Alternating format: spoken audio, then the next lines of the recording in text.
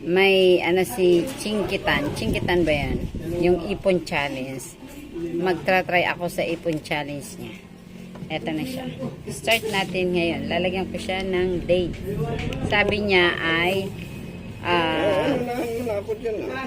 mag-iipon challenge ako eh, nagano. Huwag mo muna anihin. Basta lagyan mo ng tag. Oo, lagyan ko daw ng tag.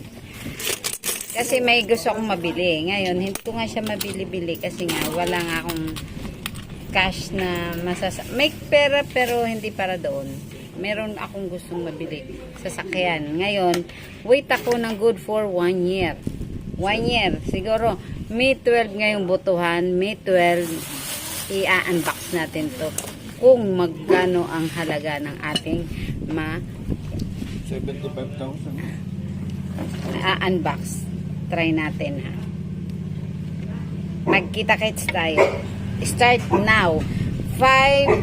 May 12, butuhan ngayon, 2025.